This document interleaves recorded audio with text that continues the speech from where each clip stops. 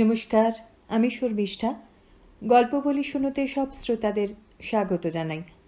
যারা চ্যানেলটি সাবস্ক্রাইব করেছেন, আমার সঙ্গে আছেন, তাদের সকলকে ধন্যবাদ জানাই। বিশ্ব সাহিত্যে সেরা গল্প ইংরেজিতে শোনার চ্যানেল রিডার্স রিট্রিট। যারা ইংরেজি গল্প শুনতে আগ্রহী তারা চ্যানেলটি সাবস্ক্রাইব করতে পারেন। কমেন্ট সেকশনে লিঙ্ক দেওয়া থাকবে। আমি আজকে আমার গল্প পাঠ শুরু করছি। আমার আজকের নিবেদন আশাপূর্ণা দেবীর গল্প সানগ্লাস। বাড়িটা বিরাট, বংশটা নাম করা। অমুকদের বাড়ি বললেই সহজেই চিনতে পারা যায়। অবশ্যই আর বেশি দিন বলা যাবে কিনা সন্দেহ। ফুটো নৌকার মতো তলা দিয়ে জল উঠে উঠে কানায় কানায় ভরে এসেছে। এদিকে বংশের বর্তমান বংশধর বংশের ঐতিহ্য থেকে 100 যোজন সরে এসেছে এই এক পুরুষেই। কারণ ছত্রপতির বাপ বিশ্বপতিও তাদের তিলতিসির ব্যবসাটা দেখাশুনো করে গেছে, কিন্তু ছত্রপতি সে কথা ভাবতেই পারে না। মূল গোষ্ঠীপতির নাম ছিল নাকি ডম্বরূপতি। নামটার ব্যাকরণ সম্মত কোনো অর্থ আছে কিনা সে কথা বোধ করি তার নামকরণ দাতারা ভেবে দেখেননি।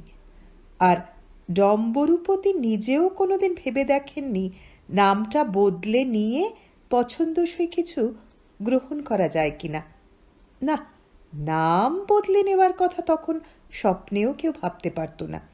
কাজেই আজীবন ওই একটা অর্থহীন বিদঘুটে নামের ভার বেচারা বয়ে বেরিয়েছেন।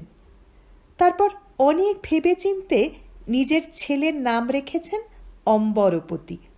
তারপর সারি সারি পৈঠে বেয়ে নেমে এসেছে গণপতি, লক্ষ্যপতি, পশুপতি, নিশাপতি, উমাপতি, রমাপতিরা।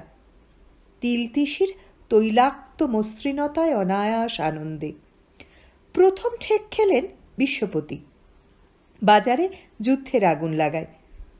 তবু তিনি টিকে যেতেন যদি সেই 10 পুরুষের চেনা বাজারের অলিগলিতে ঘোরাঘুরি করে বেড়াতে পারতেন। কিন্তু ছত্রপতি সে একেবারেই তালকানা। তাই চেনা রাস্তা থেকে ছিটকে সরে গিয়ে পড়েছে একেবারে ওই যা বলা হলো 100 যোজন দূরে। বাণিজ্য লক্ষ্মীর চেনা দরজাটা না চিনে কলা লক্ষ্মীর দরজায় মাথা গুঁজে মরছে ছত্রপতি।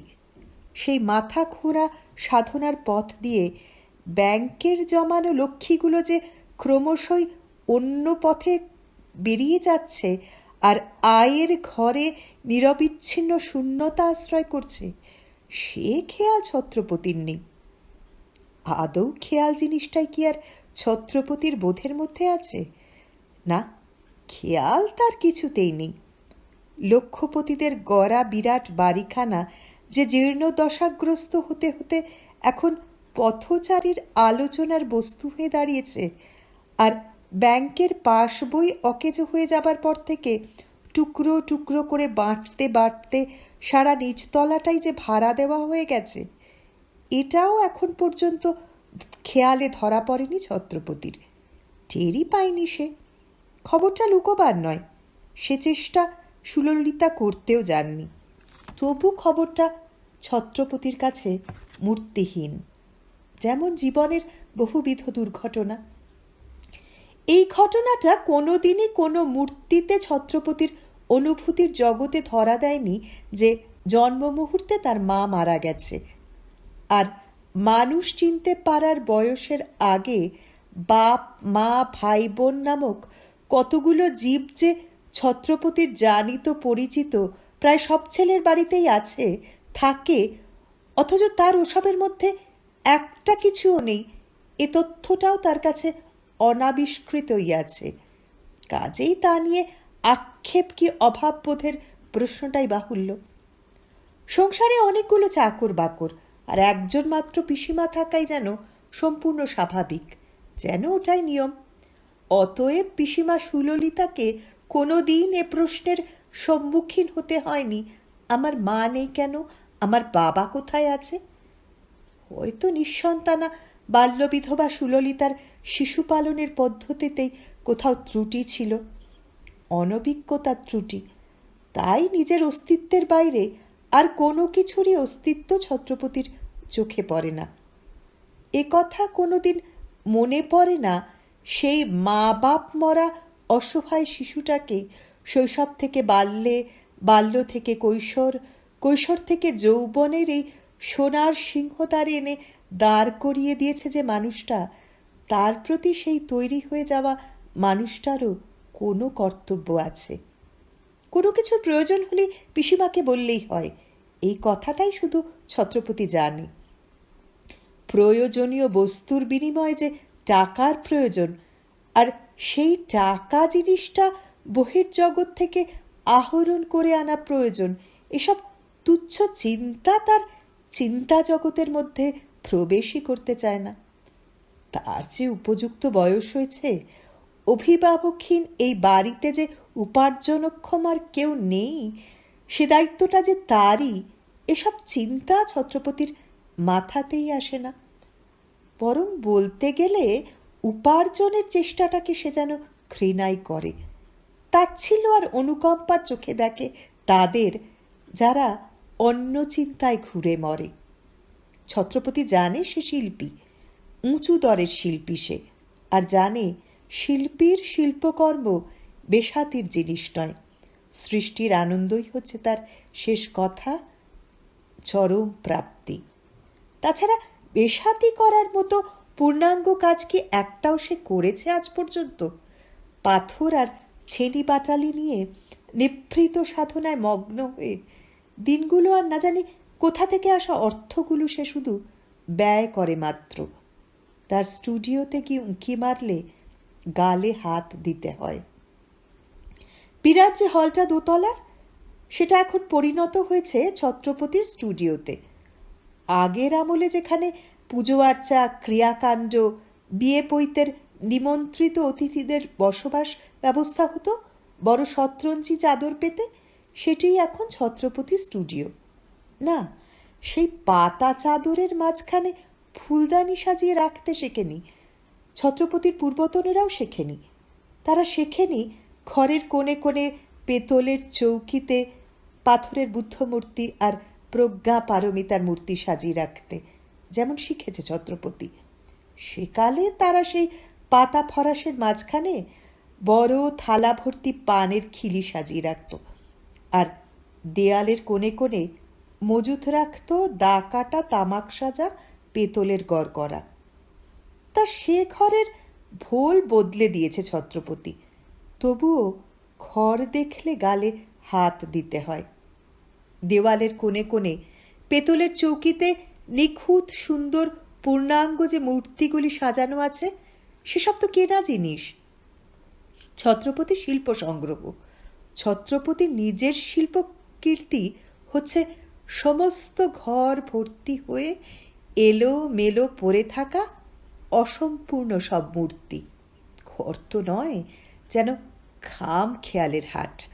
সেখানে বড় বড় চাই চাই খসখসে পাথরের, মসৃণ করে তোলা টুকরো টুকরো পাথরের, আর কুঁদে কাটতে কাটতে ফেলে রাখা অবহেলিত কতগুলো পাথরের মাঝখানে অপূর্ব সুষমায় বিকশিত হয়ে ফুটে আছে অনিন্দনীয় এক একখানি মুখ।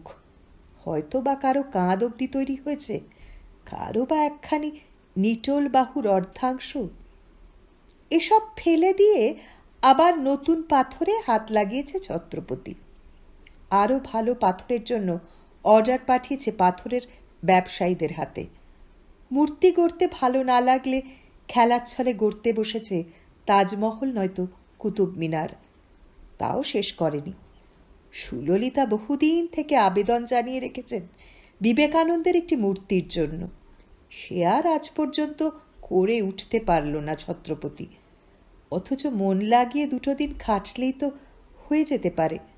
কিন্তু মনই যে লাগে না। এই পাথরের অরণ্যে বসে ছত্রপতি শুধু স্বপ্ন দেখে। পিসিমা দুঃখিত হবেন অথবা পিসিমা সন্তুষ্ট হবেন, এ দুটোর কোনোটাই ছত্রপতিকে প্রেরণা যোগাতে পারে না। ছত্রপতি জানে না অপর কারোর জন্য ভাবতে হয়, নিজেকে অপরের সঙ্গে মানিয়ে নিতে হয়, অপরের আশা আনন্দ দুঃখ বেদনা অনুভব করতে হয়। ছেলেবেলা এমন কতদিন হয়েছে, স্কুল থেকে ফিরে দেখেন ছত্রপতি পিসিমা গায়ে চাদর ঢাকা দিয়ে শুয়ে আছে, অথচ খেয়াল হয়নি যে এটা সুললিতার শোবার সময় নয়, অসময়ে শোয়াটা অসুস্থতার সংবাদবাহী। সে বিছানার একপাশে বসে উচ্ছ্বসিত স্রোতে স্কুলের গল্প করতে শুরু করেছে। লেখার পাতায় মুখের কার্টুন এঁকে দেখিয়েছে পিসিমাকে, হেসে কুটি কুটি হয়েছে। গুছিয়ে রাখা খাবারের থালাটি টেনে নিয়ে অম্লান বদনে খেতে আরম্ভ করেছে, কিন্তু একবারও বলেনি, পিসিমা তুমি আজ বিকেলবেলা শুয়ে কেন? হয়তো ছত্রপতির বই খাতা বাহক বালক চাকরটা ঘরে ঢুকে চমকে উঠে বলেছে, এ কি গো পিসিমা, মুড়ি সুড়ি দিয়ে শুয়ে কেন তুমি? জ্বর বাঁধিয়েছ বুঝি? তা জ্বর হবে নি, চান করার ঘটা তোমার, দিনে 3 বার চান, মানুষের শরীর তো। ছত্রপতি তাকে তাড়া দিয়ে উঠেছে, এই এলো গল্পের সময় বক বক করতে, যা পালা। কখনো কখনো সুললিতা মৃদু হেসে বলতেন, হ্যাঁ রে, তোর যে কোনো দিকেই দৃষ্টি নেই, আমি যদি মরে যাই কি হবে রে তোর? ছত্রপতি বিরক্ত হয়ে উত্তর দিয়েছে, আহ, যত সব পচা কথা, অসুখ করলেই বুঝি মানুষ মরে যায়, ডাক্তারবাবুকে ডেকে আনা যায় না? যায় বুঝি? হেসে ফেলেছেন সুললিতা, ওর হাতটা ধরে ফেলে বলেছেন, তাই কি তোর মনে পড়বে দরকার হলে ডাক্তার ডাকতে? সমস্যার সমাধান করে দিয়েছে ছত্রপতি। এক ফুয়ে পিসিমাকে নস্যাৎ করে দিয়ে বলেছে, কেন, বিপিন চেনে না ডাক্তারবাবুর বাড়ি? তা বটে। সুললিতা আর একরকম হেসে হাতটা ছেড়ে দিয়েছেন। ছত্রপতি খাটের ধারে বসে পা দোলাতে দোলাতে বলেছে, ওই তো, নিজের কিছুই মনে থাকে না আর আমায় খালি বলো ভুলো ভুলো। সুললিতা গায়ের চাদরটা আর একটু টেনে নিয়ে পাশ ফিরে শুয়েছেন, বলেছেন, যা খেয়ালকে যা। তারপর কি ভেবেছেন শুয়ে শুয়ে কে জানে, কিন্তু এর বেশি আর কোনো আলোচনা এগিয়ে যাননি তিনি। কি জানি আশাভঙ্গের কোনো বেদনা অনুভব করেছেন কিনা সুললিতা, অথবা হয়তো পৃথিবীতে কোনো কিছুতেই আশা করবার আর স্পৃহা ছিল না তার। বাপ মরেছেন শৈশবে, মা মরেছেন বাল্যে, বিয়ের বছর না ঘুরতেই স্বামী। ভাগ্যপীড়িতা ছোট বোনটিকে ভাই যদি বা কাছে এনে ঠেলে দিয়েছিলেন স্নেহ মমতা করুণা দরদ, ভাঁজ দিয়েছিলেন সখিত্বের সমবেদনা, দুজনকেই তিনি হারিয়েছেন ছপাঝপ। এরপর কি আর আশার ভিক্ষাপাত্র ধরতে যাবেন সদ্যজাত একটা শিশুর কাছে? আর সেই শিশুটাকেই বা দোষ দেওয়া যায় কি করে? বয়সের হিসেবে শৈশব ছাড়িয়ে যৌবনে পা দিলেও তো সে পরিণত হবার সুযোগ পায়নি। বহু ভূমিকার মধ্যে দিয়ে অগ্রসর হতে হতে তবে না মনের পরিণতি আসে। কিন্তু ছত্রপতির নিরালা সংসারে ভূমিকা মাত্র একটি, সে ভূমিকা গ্রহিতার। পিসিমা দেবেন আর ছত্রপতি নেবে, এই হচ্ছে কথা। সেবা স্নেহ মমতা উৎকণ্ঠা দরদ ভালোবাসা সবই তাই একতরফা। ছত্রপতির একমাত্র অলৌকিক গুণ অন্যমনস্কতা। পিসিমা ছত্রপতির জন্য কি করেছেন আর করছেন এটা যেমন বরাবর তার চোখ এড়িয়ে গেছে, তেমনি চোখের অগোচরে রয়ে গেছে তিনি আর কি করছেন আর না করছেন। তাই অত বড় বাড়ির সমস্ত নিচতলাটা যখন ভাড়া দেওয়া হয়ে গেছে, ভাড়াটেরা বেশ জমিয়ে বসেছে, তখন হঠাৎ একদিন সে প্রশ্ন করল, বাড়িতে এত সব কে এসেছে গো পিসিমা? বাড়িতে কে আবার এসেছে? বিস্মিত পুনঃ প্রশ্ন করলেন সুললিতা। কই, কারা এলো বাড়িতে? ওই যে দেখলাম নিচে কারা যেন খুব কথা ঠথা কইছে, ওই বসবার ঘরটায় অচেনা কারা সব যেন ঘুরছে। সুললিতা এক মুহূর্ত নিঃশব্দে ওর মুখের দিকে তাকিয়ে থেকে তারপর মুখ টিপে হেসে বললেন, এর আগে তুই কোনোদিন দেখিসনি, আজই প্রথম দেখলি? তাই তো মনে হচ্ছে। কই, আগে তো তা আজই এসেছে বুঝি ওরা? কে ওরা? সুললিতা আবার মুখ টিপে হেসেছেন, বলেছেন, ওরা ওরা সব আমার কুটুম্ব। তোমার কুটুম্ব? আমি তাহলে চিনি না। তুই আবার কাকে চিনিস? আমাকেই চিনিস কি না মাঝে মাঝে সন্দেহ হয়। বাহ, চমৎকার বলে নিজের ঘরের দিকে চলে যায় ছত্রপতি। সুললিতাই ফের ডাকেন, বলেন, কই রে, শুনে গেলি না? কি শুনবো? আশ্চর্য হয় ছত্রপতি। ওরা আমার কী রকম কুটুম্ব হয় শুনলি না? ওসব আর আমি শুনতে চাই না বাপু, ওসব শুনলেই আমার মাথা ধরে। তোমার সেই শরণাতীত কালের শ্বশুর বাড়ির কেউ হবে বোধ হয়। হ্যাঁ, ঠিকই বলেছিস, বড় গলায় হেসে ওঠেন সুললিতা। ওদের আর কোথাও ঠাঁই হয়নি বলে এখানে আমি আশ্রয় দিয়েছি। তাই নাকি? এবার একটু যেন সচকিত হয় ছত্রপতি, বলে, বেশি গোলমাল করবে না তো ওরা? না, গোলমাল করতে যাবে কেন রে? হ্যাঁ, সে কথাই বলছি আমি পিসিমা, চেঁচামেচি হট্টগোল এসব না করলেই হলো। সুললিতা আবার ডাকেন পলায়ন পরকে, বলেন, এই পালাচ্ছিস কেন? শোন না একটু, ওরা তো নিচের তলায় আছে, কিন্তু আরও একজন যে এখানে আশ্রয় চায়, তাকে এই দোতলায় একটু ব্যবস্থা করে দিই। না না পিসিমা, ও সব হাঙামা তুমি বাঁধিও না, হৈ হৈ করে ওঠে ছত্রপতি। আচ্ছা, বাড়িটাকে কি তুমি অতিথিশালা করে তুলতে চাও? করি যদি। তোর কি কিছু এসে যাচ্ছে? তোর সঙ্গে আর বাড়ির সম্পর্ক কতটুকু? তোর ওই পাথরের দুর্গের মধ্যে তো কেউ আর হানা দিতে যাচ্ছে না। তা দেবে না বুঝলাম, কিন্তু সে কথা একটা বলার মতো কথা নয়। কিন্তু হঠাৎ এত দয়াবতী হয়ে ওঠার দরকারই বা কি তোমার বলো তো? কই, আগে তো এসব খেয়াল তোমার ছিল না। সুললিতার কপালের উপরকার সরু সরু কালো রেখাগুলো যেন একবার কুঁচকে আসে, কিন্তু পরক্ষণেই সমস্ত মুখখানাকে মসৃণ করে হেসে ওঠেন তিনি, বলেন, তা বুড়ো হচ্ছি, ধর্মকর্ম কিছু করতে হবে না, কথাতেই তো বলে দয়া ধর্ম। বুড়ো হচ্ছ তুমি? ছত্রপতি হেসে ওঠে। কেউ বিশ্বাস করবে না পিসিমা, বুড়ো হবার প্রমাণ অন্তত তোমার চেহারায় কোথাও নেই। এই তো বসে আছো ঠিক যেন একখানা শ্বেত পাথরের স্ট্যাচু। তাই যদি হতে পারতাম রে, পাথরের চোখ মেলে বসে বসে দেখতাম, তাহলে কোনো দায় দায়িত্ব পোহাতে হতো না। কি যে তোমার এত দায় দায়িত্ব পিসিমা, তাও তো বুঝি না। ছত্রপতি একবার এদিকে ওদিকে চোখ বুলিয়ে নেয়, যেন সেই দায় দায়িত্ব নামক জিনিসটা কোথায় ছড়ানো আছে দেখতে চেষ্টা করে সে। তারপর বলে, বিপিন বুড়ো হয়ে গিয়ে বেশি কিছু পারে না বুঝি? তা একটা লোক রাখলেই তো পারো। তাই রাখবো রে। সুললিতা স্বভাবসিদ্ধ মৃদু হাসি হেসে বলেন, আপাতত দোতলায় যাদের রাখছি তাদের সঙ্গে যেন ঝগড়া করিস নে। ঝগড়া? ঝগড়া মানে? ছত্রপতি অবাক। ওই হলো আর কি, ধর কেউ চেঁচালো কি গোলমাল করলো। কেন গোলমাল করবে কেন? ছত্রপতি বিরক্তভাবে বলে, পরের আশ্রয় থাকবে, গোলমাল চেঁচামেচিটি বজায় রাখবে, এ তো আচ্ছা মামার বাড়ির আবদার।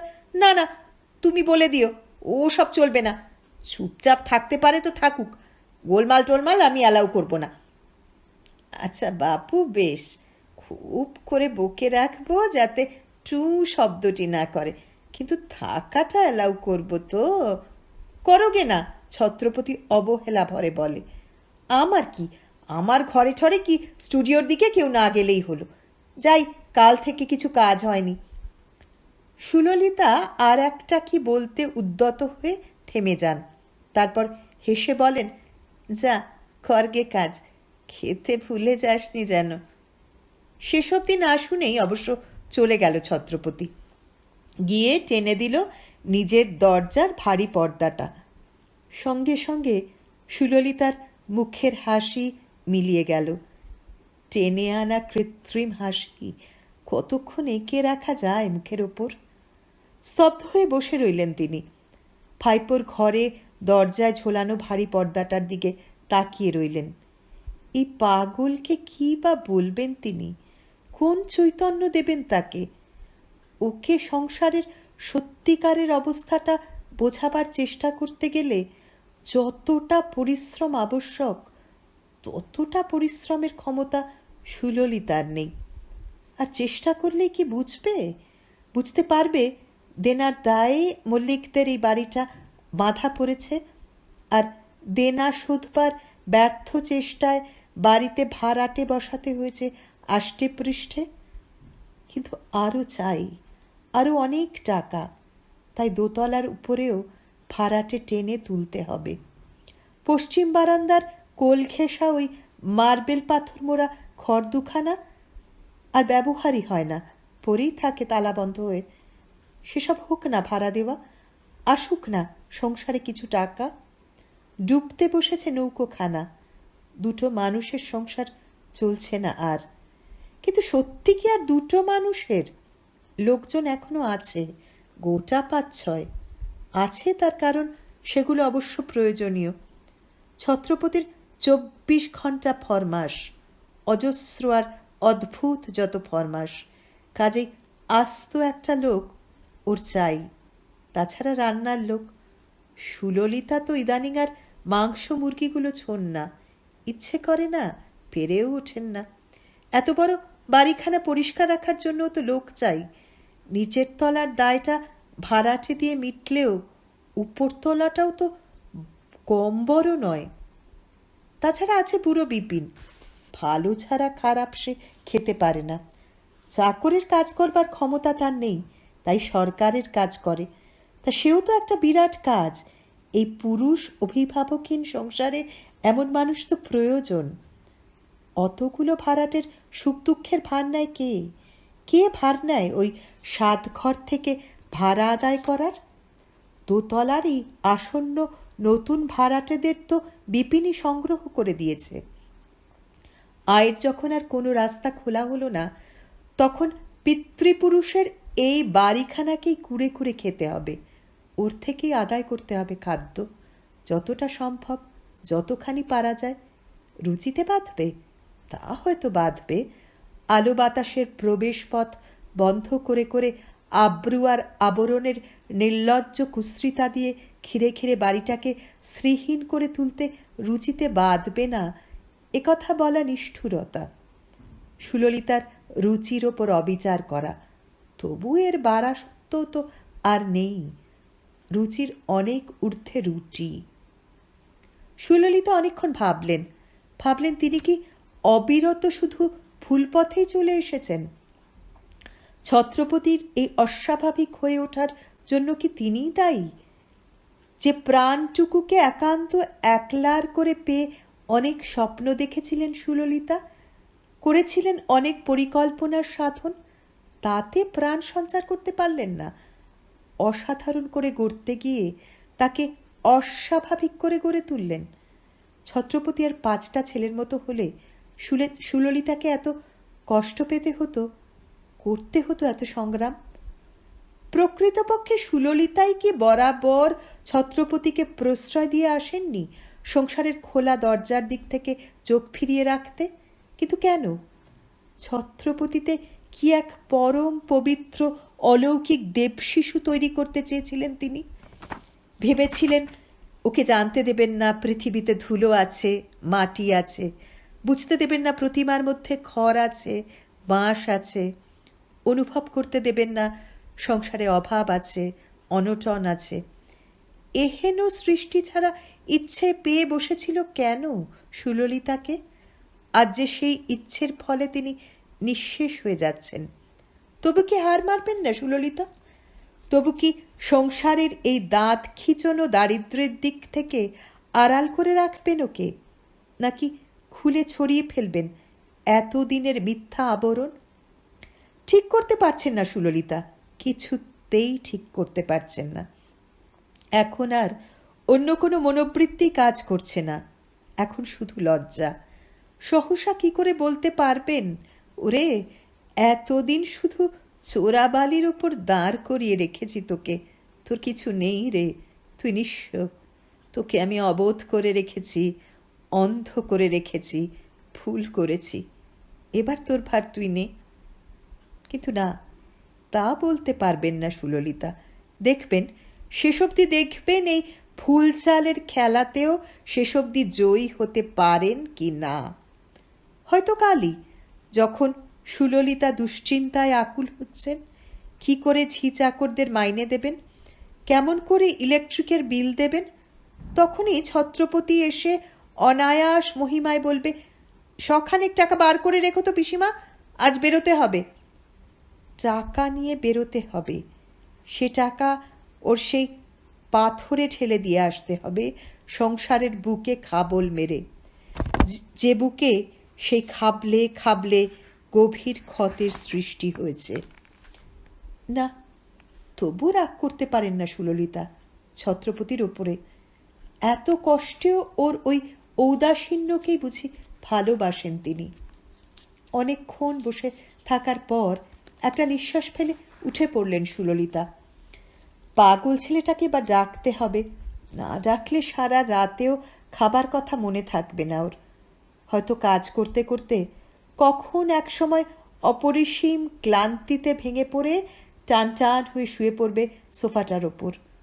বিপিনটা বুড়ো হয়ে অবধি সুললিতার কাজ বেড়ে গেছে, সন্ধে হলেই ঘুমিয়ে পড়ে বুড়োটা, আর খোকাবাবুর তদারক করে উঠতে পারে না।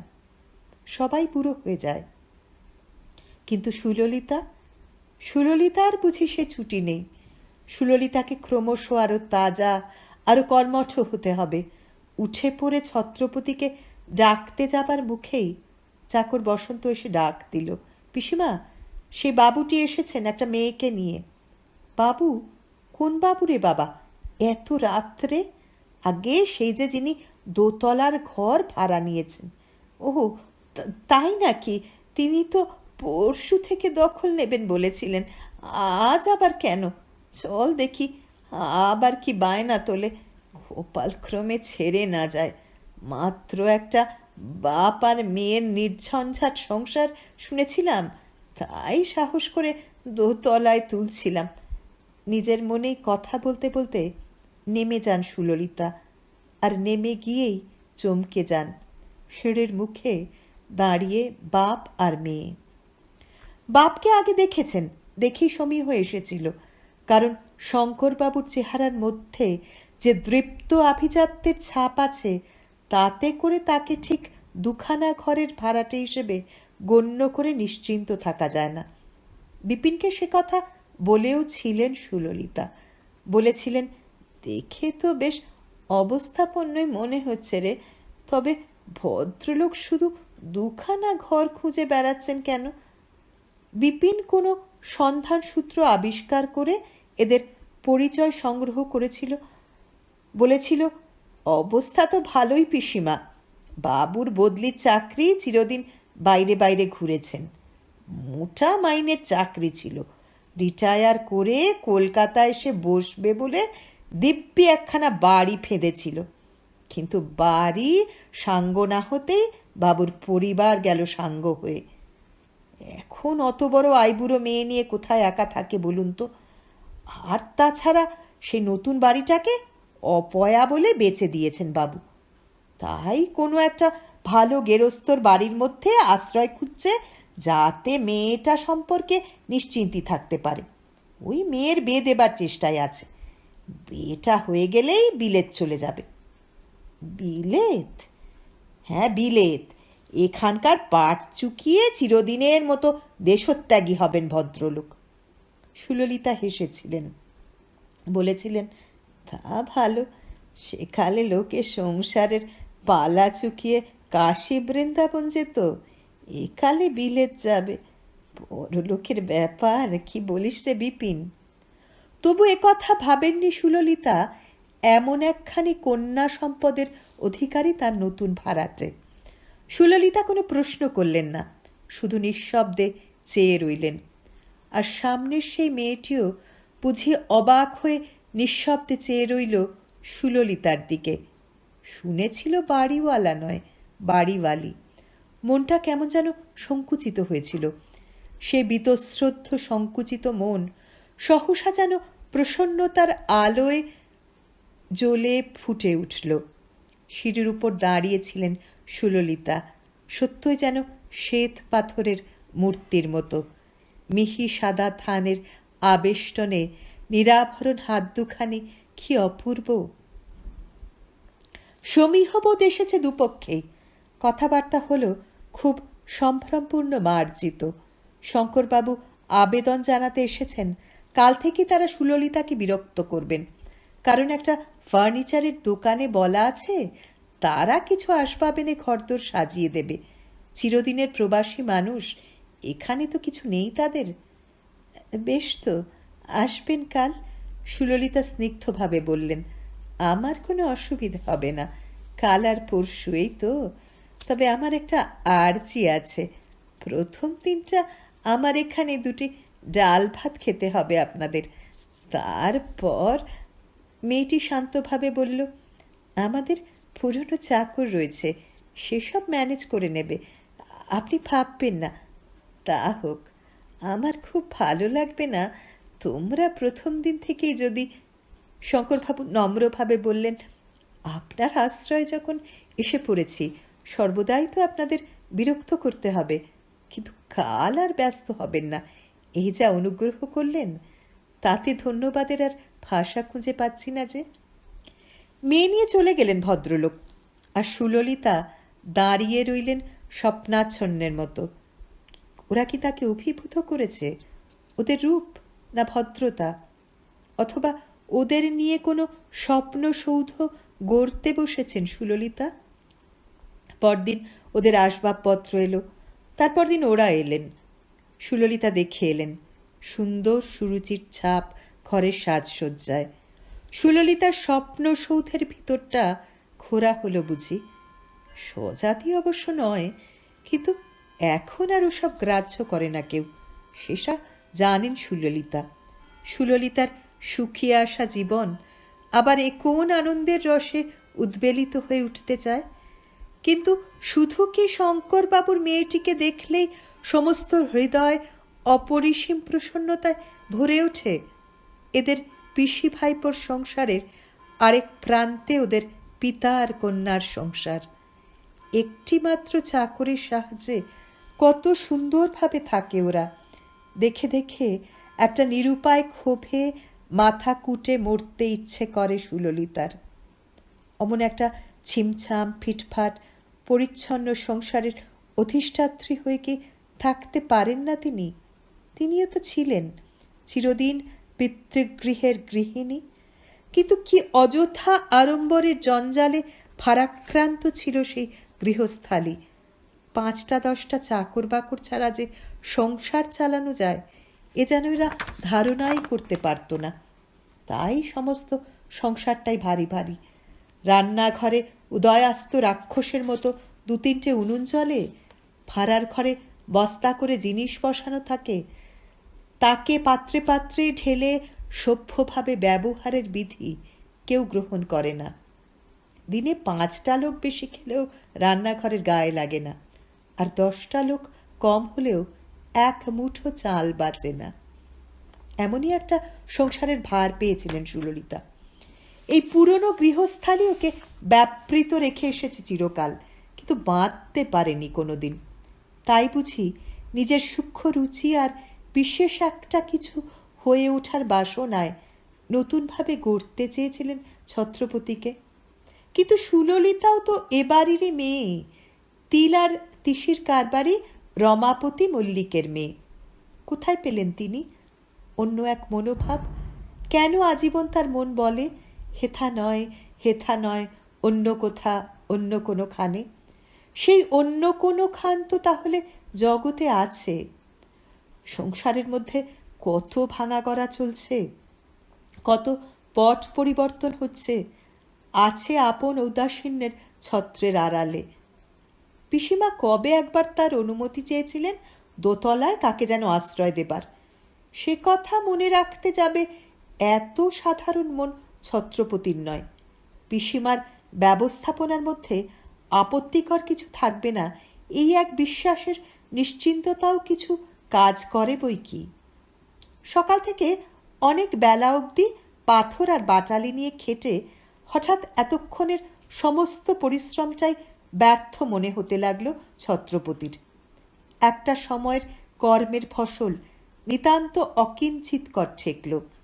হাতের যন্ত্রটাকে নামিয়ে অনেকক্ষণ দাঁড়িয়ে দাঁড়িয়ে দেখল অসমাপ্ত মূর্তিটা, কাছ থেকে দূর থেকে। না, বাজে হয়েছে, এটাকে নিয়ে আর খাটবার কোনো মানে হয় না।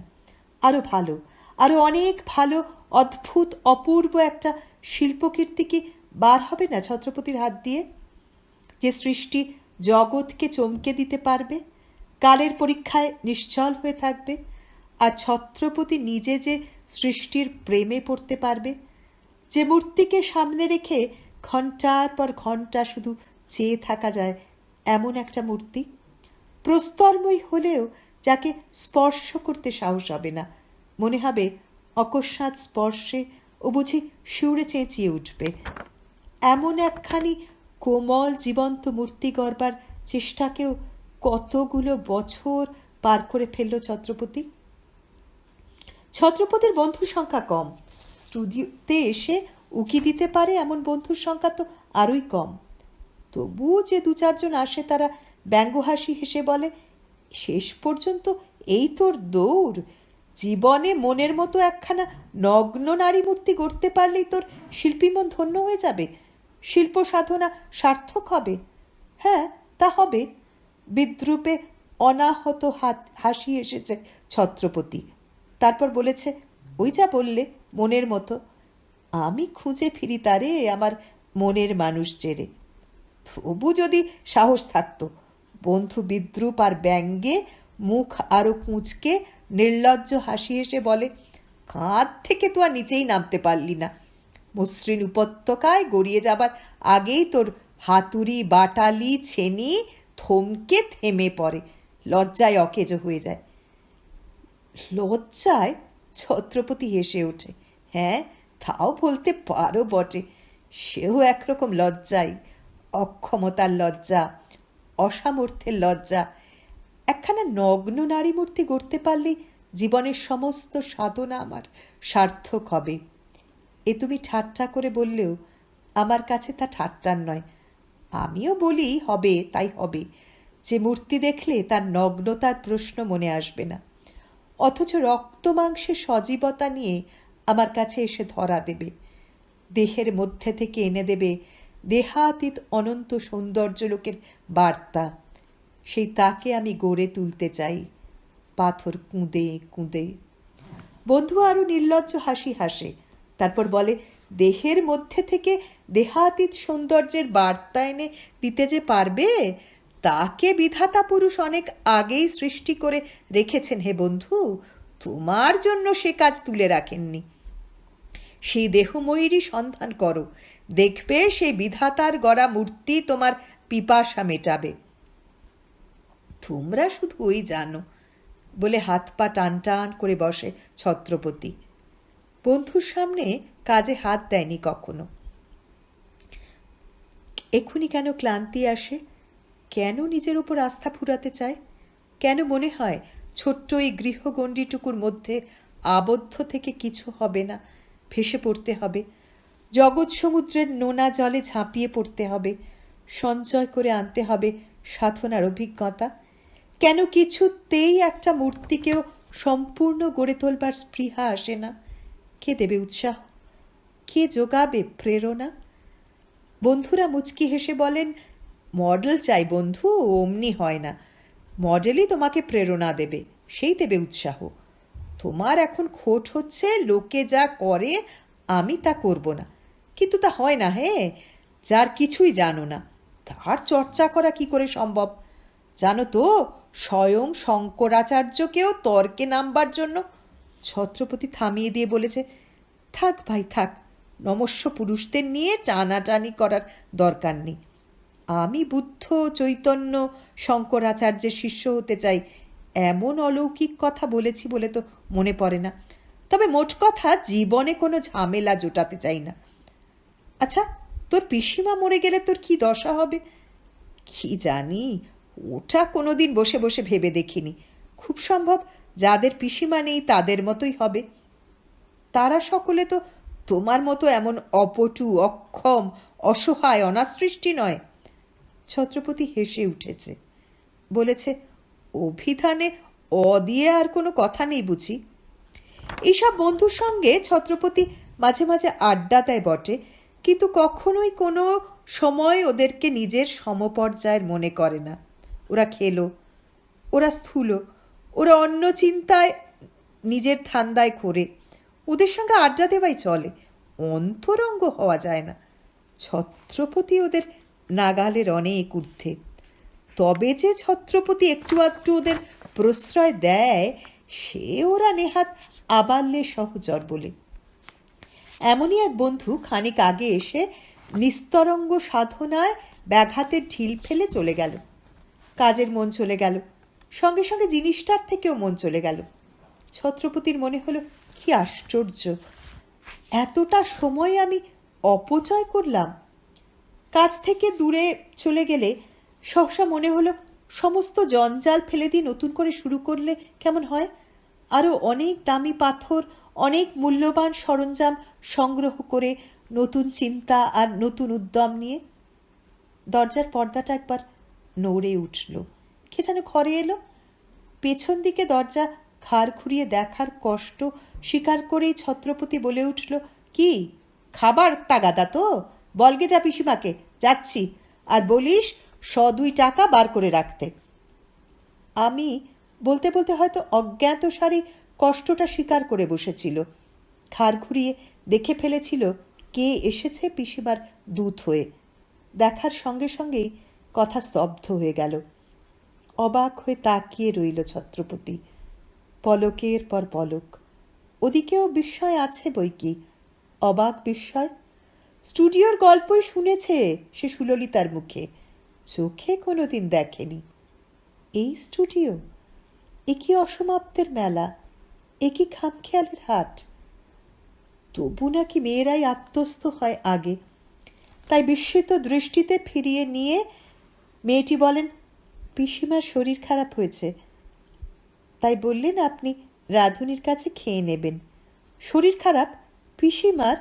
ছত্রপতি অসহায় উদ্বিগ্ন স্বরে বলে, কেন, শরীর খারাপ কেন? অল্প একটু হাসির আওয়াজের সঙ্গে উত্তর আসে, বোধহয় শরীর জিনিসটা পাথরে গড়া নয় তাই। মেয়েটা কোথা থেকে এলো, তার পরিচয় জানতে চাওয়া উচিত কিনা, এসব প্রশ্ন মনের মধ্যে ছায়া ফেললেও কথার পিঠে কথাই কয় ছত্রপতি। বলে, ডাক্তার ডাকা হয়েছে? ডাক্তার? আর একটু হাসে মেয়েটি, তারপর বলে, না, ডাক্তার ডাকার মতো তেমন কিছু হয়নি। এই হাসি ছত্রপতিকে কোথায় যেন আলতো করে অপ্রতিভ করে, তাই মেজাজের ঝাঁজ প্রকাশ করবার একটা উপায় পেয়ে বাঁচে সে।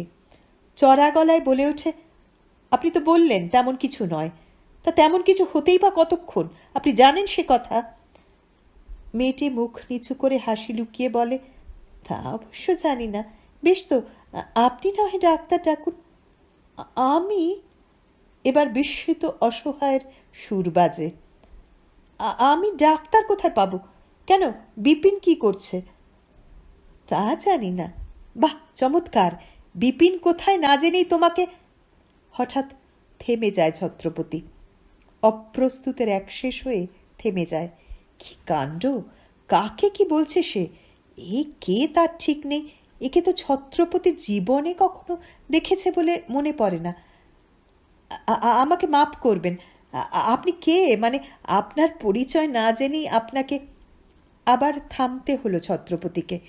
এরপর কি বলা উচিত ঠিক মনে আসছে না, কিন্তু বেশিক্ষণ অসুবিধে পোহাতে হলো না।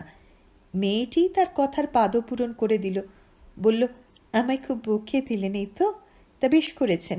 এখন চলুন দেখি, পিসিমা আমায় পাঠালেন আপনাকে ডেকে দিতে। পিসিমা? ছত্রপতি কপাল কুঁচকে বলে, কিন্তু পিসিমা কাকে বলছেন? আমার পিসিমা কি আপনারও পিসিমা হয় নাকি? এবার হাসি গোপন করা শক্ত হয়। হেসে ফেলে মেয়েটি, বলে হ্যাঁ তা হয়। ও তাহলে তো আপনি আমারও আত্মীয়, ভালোই হয়েছে। ওইসব বকা টকার জন্য কিছু মনে করবেন না। আচ্ছা যাচ্ছি, পিসিমাকে বলুন গে। সুললিতা বিছানায় পড়েছিলেন, দরজার দিকে হাঁ করে তাকিয়ে। কখন আসে অপরাজিতা, কেমন মুখখানি নিয়ে? শঙ্করবাবুর মেয়ে যে কোন ফাঁকে তার ঘরের মেয়ে হয়ে গেছে সে বুঝি সুললিতা নিজেও টের পাননি। নিজের দিক থেকে চেষ্টা ছিল বই কি, কিন্তু অপরাজিতা যদি অমন সহজ না হতো, পারতেন কি অমন করে আপন করতে? অপরাজিতার মনও যে সদ্য মাতৃবিয়োগের ব্যথায় বিষণ্ণ বেদনাতুর, সেই মন আশ্রয় পেল সুললিতার বুভুক্ষু মাতৃহৃদয়ের কাছে। বুভুক্ষু তা বুভুক্ষু বই কি, ছত্রপতিকে নিয়ে হৃদয়ের স্নেহ বুভুক্ষু মিটেছে কই সুললিতার? নিঃস্বার্থ ভালোবাসা, প্রত্যাশাহীন ভালোবাসা, এসব তো স্রেফ অর্থহীন কথা। প্রত্যাশায় যদি না থাকলো তো ভালোবাসা কিসের? স্বার্থের অর্থ যদি হয় ভালোবাসার প্রতিদান পাওয়া, তাহলে স্বার্থও বজায় রাখা চাইবই কি। আমি যার জন্য সেও আমার জন্য ভাবুক, আমি যার ভালো মন্দের চিন্তায় উদ্বিগ্ন হই সেও আমার ভালো মন্দের চিন্তায় উদ্বিগ্ন হোক, আমার মতো আমার দর্শনে উৎফুল্ল আর আমার অদর্শনে ব্যাকুল সেও হোক। এই যদি না ভাবলাম তবে আবার কিসের ভালোবাসা? এই তো বুভুক্ষা। তাই বুভুক্ষা কবে মিটেছে সুললিতার? কিন্তু অপরাজিতা এসে যেন নিমেষে প্রাণটা সুধায় ভরে দিল সুললিতার। সুললিতা বলেন, তুই কোনোদিন ছিলি না এ এখন আর মনে হয় না রে অপা। অপরাজিতা হাসে, বলে ছিলাম না কে বলল? ছিলাম তো। সুললিতা ওকে কাছে টেনে নেয়, বলে ঠিক বলেছিস রে, ছিলি তো। ইচ্ছে হয়ে ছিলি মনের মাঝারে, এবার আর আরেকটি ইচ্ছে, কিন্তু সেই ইচ্ছেটি এখন বলবো না।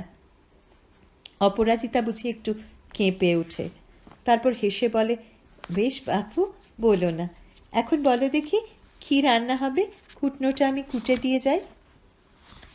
সুললিতা নিষেধ করেন, বলেন গৃহিণীহীন সংসারের গৃহিণীপনা করতে করতে প্রাণ যাচ্ছে তোর, আবার এখানে কেন? করবি, এরপর করবি। সুললিতা আরও বুড়ো হোক। মনে মনে ভাবেন, এখন শুধু হাসুক, খেলুক, গল্প করুক। অপরাজিতা অত মিথ্যে লজ্জার ধার ধারে না, তাই হেসে উঠে বলে, তুমি বুড়ো হয়ে যাওয়া পর্যন্ত আমি আইবুড়ো হয়ে তোমার কাছে বসে থাকবো নাকি পিসিমা? বাবা তো আমায় পার করতে পারলে বাঁচেন। সুললিতার মুখটা একবার কৌতুকে উজ্জ্বল হয়ে ওঠে, তারপর আবার আশঙ্কায় ম্লান হয়ে যায়।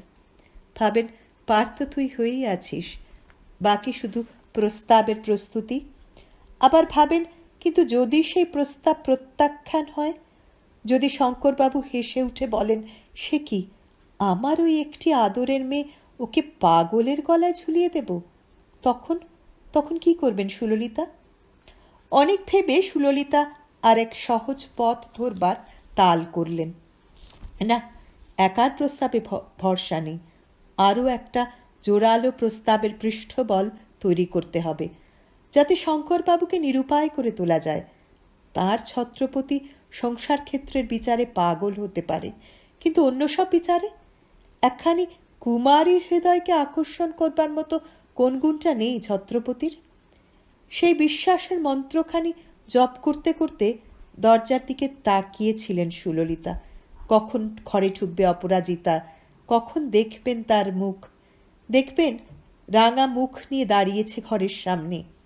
বুঝি ওই ঘরের সঙ্গেই জড়িত রয়েছে সুললিতার হৃদয়ের নতুন এক রং, যে রঙকে সুললিতা কোনোদিন দেখেননি, চেনেন না। অপূর্ব এক উপলব্ধি রসে উজ্জ্বল সেই রং। অপরাজিতাকে চিরদিনের মতো কাছে রাখতে পারলেই বুঝি সেই উপলব্ধির রসকেও চিরদিনের মতো ধরে রাখা যাবে প্রাণের পাত্রে। একটা মানুষকে শুধু দূরে থেকে দেখে শ্রদ্ধা করা, এর মধ্যে যে এত আনন্দ সঞ্চিত থাকে, এত সুধার আস্বাদ, এ তো কোনোদিন জানতেন না সুললিতা। শোক শান্ত, আত্মসমাহিত এক প্রৌঢ় পুরুষ, যেন দূর আকাশের একটি তারা। সুললিতার সঙ্গে সপ্তাহে একদিন একটা কথা হয় কিনা সন্দেহ। শুধু তার উপস্থিতি কেমন করে দিনগুলো কেমন শুধায় দিল ভরে। সুললিতা জোর করে মনকে বোঝাতে চেষ্টা করেন, এ আর কিছু নয়, এ শুধু অপরাজিতাকে ভালোবাসার সুখ, এ শুধু অপরাজিতার ভালোবাসা পাওয়ার আনন্দ। কিন্তু বারে বারে ধরা পড়ে যান নিজের কাছে। তবু কানায় কানায় ভরে থাকা সেই মন তার সমস্ত আবেগ দিয়ে জড়াতে চায় অপরাজিতাকে। বুঝি তার সান্নিধ্যের সঙ্গে বিজড়িত হয়ে রয়েছে আর এক অনির্বচনীয় সান্নিধ্যের সুখ। সেই সুখেই কাছে ধরে রাখতে চান অপরাজিতাকে, লক্ষ্যের জন্য উপলক্ষ। অপরাজিতাকে দেখে সুললিতা ধরপড়িয়ে উঠে বসেন। ও কি পিসিমা, অমন করে উঠছ কেন? ব্যস্ত হয়ে কাছে আসে অপরাজিতা। সুললিতা ফের ধপাস করে শুয়ে পড়ে বলে, একটা বাজে কথা বলি, হঠাৎ মনে হলো অন্য কেউ আসছে। ডেকে দিলি পতুকে? দিলাম গো দিলাম। বসে পড়ে হাসতে থাকে অপরাজিতা। হাসছিস যে? উৎফুল্লতা গোপন করবার চেষ্টা করে প্রশ্ন করেন সুললিতা। হ্যাঁ হাসছি, তা শুধু শুধু হাসে মানুষ? তা নয় গো, তা আমার ভাইপোর স্টুডিও, মানে পাগলা ভাইপোর স্টুডিও দেখে বোধহয় হাসছিস। না গো পিসিমা, তা নয়, তোমার ভাইপোর তোমার জন্য দরদ দেখে হাসছি। তোমার অসুখে ডাক্তার ডাকা হয়নি বলে তুমুল রাগারাগি। সে কি রে, কার সঙ্গে রাগারাগি? এই আমার সঙ্গে। সুললিতা হেসে ফেলে, বলেন, তবে বুঝি ভাবটা আগেই সেরে রেখেছিলি? ভাব? ভাব আবার কি? ভাব মানে ভাব, রাগ কি আর অমনি হয় রে? অনুরাগের পরে রাগ। সুললিতা ওর পিঠে হাত রেখে বলেন, তাই তো 24 ঘন্টা ভাবি রে, কি চমৎকার হয়, এই চমৎকার মেয়েটাকে যদি চিরদিন কাছে রাখতে পারি। অপরাজিতা একটু দুষ্টু মিষ্টি হাসি হেসে বলে, মেয়ে কি ঘরে রাখবা চিনিস পিসিমা, না রাখা যায়? পরিবর্ত প্রথায় যায়। সুললিতা স্বচ্ছন্দ গলায় বলেন, ছেলের বদলে মেয়ে। তারপর দুজনেই হাসতে থাকেন। তোমার গা কিন্তু বেশ গরম পিসিমা। অপরাজিতা সুললিতার গায়ে হাত রেখে বলে, শেষ অবধি তুমি ডাক্তার না ডাকিয়ে ছাড়বে না দেখছি। না, ও কিছু নয় রে, কাল কমে যাবে। সে যাক, কেমন দেখলি আমার ভাইপোকে তাই বল। তুমি কোনো উদ্দেশ্য নিয়ে দেখতে পাঠিয়েছ এ কথা আগে টের পেরে ভালো করে দেখতাম, এখন তো বলা শক্ত। আহা, ভালো করে নাই দেখলি, যেমন তেমন করে তো দেখেছিস। কেমন সেই দেখা বল না। ছেলেবেলা একটা ক্যালেন্ডারে একখানা ছবি দেখেছিলাম জানো পিসিমা, শ্মশানের শিব। সেইটা হঠাৎ মনে পড়ে গেল। চারিধারে নরকঙ্কাল আর নরকপাল ছড়ানো ছিটানো, তার মাঝখানে শিব বসে আছেন নিমিলিত নেত্রে। যাক, তবু শ্মশানে নন্দীভৃঙ্গি না দেখে যে শিব দেখেছিস, সেও রক্ষে। তফাৎ খুব বেশি নয় পিসিমা। তবে রে দুষ্টু মেয়ে, আমার ভাইপো বুঝি নন্দীভৃঙ্গির দলে? দলে তো বলিনি, বলেছি নন্দীভৃঙ্গির মতন। ইস, বলতে হয় না, এমন ছেলে আর কার ঘরে আছে শুনি? তা সত্যি বলতে গেলে দেখিনি ওরকম, অন্তত আমি তো আজ পর্যন্ত দেখিনি পিসিমা কোনো ভদ্রলোককে অমন নরকুণ্ডের পরিবেশের মাঝখানে পা ছড়িয়ে বসে কাঁদতে। কাঁদতে? প্রায় তাই। যা একখানা কাঁদো কাঁদো মুখ করে বসেছিল তোমার ভাইপো, দেখে মনে হলো ঘর পুড়ে গেছে আর ভস্মস্তূপের দিকে তাকিয়ে বসে আছেন হাঁ করে। তা তুই যেতে কি বলল রে? এই সেরেছে। পিসিমা, যাবার আগে কেন বললে না? তোমারই ডেকে আনার ছুতো করে আমাকে পাঠানোটা রীতিমতো অভিসন্ধিমূলক। তাহলে প্রশ্নোত্তরের পুঙ্খানুপুঙ্খভাবে হিসেব রাখতাম। ডাক্তার ডাকার ত্রুটিতে ধমক খাওয়া ছাড়া আর তো আমার কিছু মনে পড়ছে না। সুললিতা কথা বলছিলেন বটে, কিন্তু তার দৃষ্টি ছিল তীক্ষ্ণ। লক্ষ্য করছিলেন অপরাজিতার মুখে কোন ভাবের খেলা চলে। আশা যদিও করেছিলেন অপরাজিতার একটু লজ্জা লজ্জা, একটু রাঙা রাঙা মুখে তার অভিযান রিপোর্ট দেবে, কিন্তু দেখলেন অপরাজিতা তার চাইতেও চালাক। তাই আশায় উদ্বেল হয়ে উঠল বুক। কিন্তু না, এখনই নয়, এত তাড়াতাড়ি নয়। এত তাড়াতাড়ি করবেন না সুললিতা, পাকুক, আরো মিষ্টি হোক। অধৈর্য হয়ে কাঁচা ফল পাড়ার চেষ্টা করা ঠিক হবে না। আগে পাকুক, তারপর সেই ফলের ফেট নিয়ে গিয়ে দাঁড়াবেন সেই আত্মসমাহিত মানুষটার কাছে। তখন আর যোগ্য অযোগ্যের প্রশ্ন উঠবে না, বাতিল হয়ে যাবে কুলশীল গণগোত্রের প্রশ্ন। তাই এখন নয়। যে হাতিয়ারখানাকে নিয়ে সুললিতা যুদ্ধে নামবেন, এখন শুধু সেটায় ভালো করে শান পড়ুক। কিন্তু অধৈর্য হব না বললে কি আর ধৈর্য ধরা যায়? অধীর প্রতীক্ষা করতে থাকেন সুললিতা। কখন রাত্রি প্রভাত হবে, কখন একটা উপযুক্ত সময় আসবে। শেষ রাত্রে উঠেই তো আর বিয়ের প্রস্তাব করতে যাওয়া যায় না, শরীরটা জুত নেই। ঘুম আসতে চাইছে না সুললিতার। সন্ধ্যাবেলায় কথাটা আবার ভাবছিলেন আদ্যপান্ত। তখন খানিক পরে ছত্রপতি এসেছিল।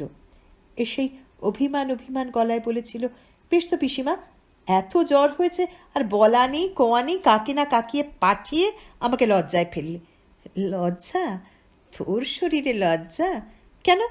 আমার বুঝি লজ্জা শরম কিছু নেই? কাছে বসে পড়ে ছত্রপতি। এমন করে সুললিতার বিছানায় এসে বসত বহুকাল আগে। উৎকট এক নেশার ঝড়ে বন্ধ হয়ে যাওয়া ওর সেই মনের কপাটটায় কি ধাক্কা পড়েছে আজ, নড়ে উঠেছে একটুখানি।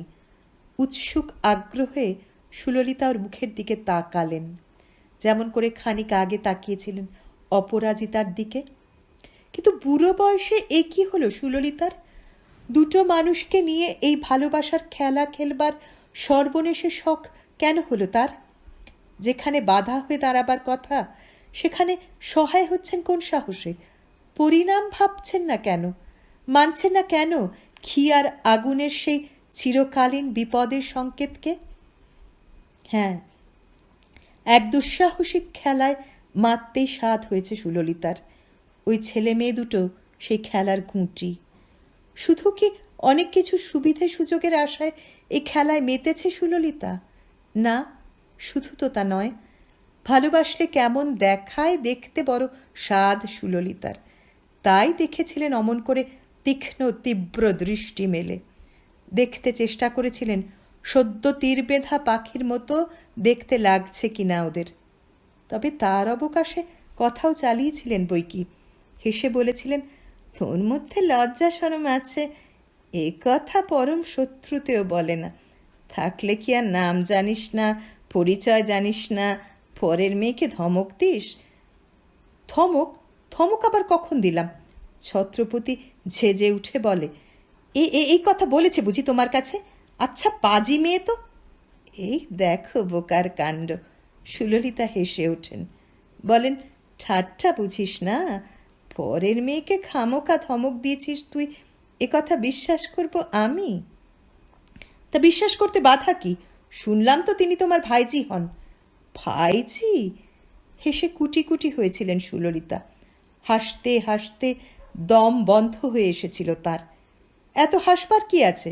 ছত্রপতি ভুরু কুঁচকে জিজ্ঞেস করেছিল, ভুলটা কি হলো? বলল তো উনি আমারও পিসিমা হন। তাই বলেছে বুঝি? সুললিতা সামলে নিয়ে মুখখানি গম্ভীর গম্ভীর অমায়িক করে বলেন, তবে আর তোর দোষ কি? সে কথাই তো বলছি, আমায় যা বলেছে তাই বলছি। ছত্রপতি পিসিমা সম্পর্কে কুশল প্রশ্নের ভুলে উঠে দাঁড়িয়ে হঠাৎ প্রসঙ্গান্তরে আসে, বলে, 100-2 টাকা বার করে রেখো দেখি, কাল সকাল সকাল একটু বেরোবো। তোমাকে তো জানি, টাকা বার করতে হলেই 700 বায়নাক্কা। আজ লক্ষ্মীবার, কাল আকাচা কাপড়, কত কি। সেই তো কথা রে, বেনের মেয়ে কি না? সুললিতা গম্ভীর হাস্যে বলেছিলেন, কিন্তু আজ যদি একেবারেই না দিতে পারি, যদি বলি সত্যি বটে আজ লক্ষ্মীবারও নয়, আকাচা কাপড়ও নয়, কিন্তু মূলেই হা ভাত, বাক্সে টাকা নেই, কি করবি তাহলে? মিছি মিছি বাজে কথা তুমি বলবে না আমি জানি, কাজে ও নিয়ে মাথা ঘামিয়ে আর লাভ নেই। যাই হোক, টাকাটা ঠিক করে রেখো। নিঃশ্বাস একটা পড়েছিল বই কি, অনেক দিনের নিঃশ্বাসের সঙ্গে আরেকটি নিঃশ্বাস। কিছুই বলতে পারলেন না সুললিতা। কালই নিচের তলা থেকে যে ভাড়াগুলো পেয়েছিলেন তার থেকে খাবল মেরে খেতে হবে 200 টাকা, আর আবার প্রতি মিনিটগুলো গুনে গুনে মাসটাকে নিয়ে যেতে হবে মাসের শেষ তারিখে। শীতটা যেমন চেপে আসছে, মাথার মধ্যে দপদপ করছে। বেশি ভোগাবে না তো? কিন্তু যদি ভুগতেই হয়, সেটা কি নিছক ভয়ের? ভয় তো চিরদিন ছিলই। এক ভোলানাথের ওই ঔদাসীন্যের আড়ালে অবজ্ঞাত হয়ে পড়ে থাকা নিঃসঙ্গ রোজসজ্জা ভীতিকর তো ছিলই। হয়তো খ্যাপা ছেলের হঠাৎ কোনো সময় এসে চোখে দেখে কীটনক নড়ে যায়, হৈ হৈ করে চাকর বাকরদের বকাবকি করে, ডাক্তারের চিকিৎসার সমালোচনা করে, পিসিমা উপযুক্ত পরিমাণে পথ্য গ্রহণ করছেন না বলে অনুযোগ করে, নিজের ঘর থেকে ভালো চাদর নরম বালিশ টেনে নিয়ে এসে রোগীর আরাম বিধানের তৎপর হয়, তারপর হঠাৎই ভুলে যায় রোগকে অথবা রোগীকে। সুললিতা হা করে দরজার দিকে তাকিয়ে থাকতে থাকতে এক সময় নিঃশ্বাস ফেলেন। এক সময় চাকরকে ডেকে বলেন, হ্যাঁ রে, তোর দাদাবাবু খেয়েছে? নিঃশ্বাস বোধ করি তারাও ফেলে। মাথা নিচু করে বলে, ডেকে ডেকে অনেক কষ্টে খাইয়েছি পিসিমা, যা রাগ। অন্য কেউ হলে বলেন না, বিপিন হলে হয়তো বলেন, আমার কথা কিছু জিজ্ঞেস করলো? বিপিন ক্ষুব্ধ হাসি এসে বলে, করলো বই কি, বললে পিসিমাকে দেখছি না যে। এর পরে আর কথা জোগায় না। এরপরে বিছানায় আশ্রয় নেবার আশঙ্কা দেখলে আতঙ্কে প্রাণ যাবে ছাড়া আর কি বা হবে। অথচ ব্রঙ্কাইটিসের ধাতে প্রায় জ্বর হয়, বিছানায় মাঝে মাঝেই ফেলে। কিন্তু এবারের কথা সম্পূর্ণ স্বতন্ত্র। এবার বুঝি রোগ ভোগের আশঙ্কার মধ্যে লুকোনো আছে এক সুখ ভোগের আশা। ডাক্তারবাবু যে? অবাক হয়ে বাড়ি ঢোকার মুখে ছত্রপতি প্রশ্ন করল। ডাক্তার অবাক হলেন না, তিনি ছত্রপতিকে ভালোভাবেই চেনেন। শুধু মাথাটা নিচু করে কাঁদছিল বলে গাড়িতে গিয়ে উঠলেন। ছত্রপতি এইমাত্র সেই 200 টাকা মালের ডেলিভারির ব্যবস্থা করে আর এক নতুন আশায় ঘর বাঁধতে বাঁধতে বাড়ি ফিরছিল। ডাক্তারবাবুর অগ্রাহ্য সূচক কথা আর ব্যঙ্গ মিশ্রিত হাসিতে সে মেজাজ গেল হারিয়ে। ঠোঁট কামড়ে মিনিট খানেক দাঁড়িয়ে থেকে ডাক্তার আসার কারণটা আবিষ্কার করতে গিয়ে চমকে উঠল সে। ইস, পরশু না দেখেছিল পিসিমার অসুখ করেছে।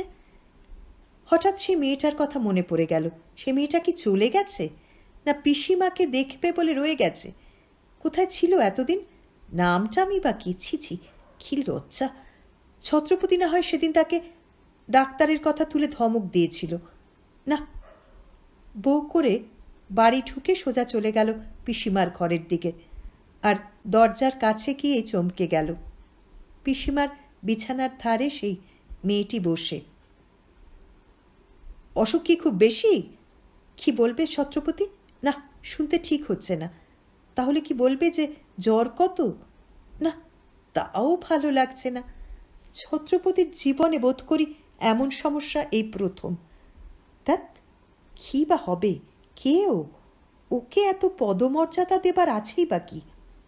জোর করে ঢুকে পড়ে দেওয়ালকে উদ্দেশ্য করে ছত্রপতি বলে, আচ্ছা ডাক্তার কি বললেন?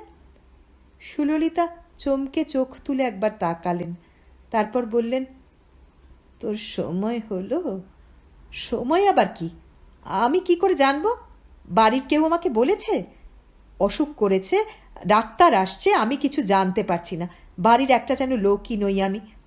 সেবিকার উদ্বিগ্ন মুখে একটু হাসি ফুটে ওঠে।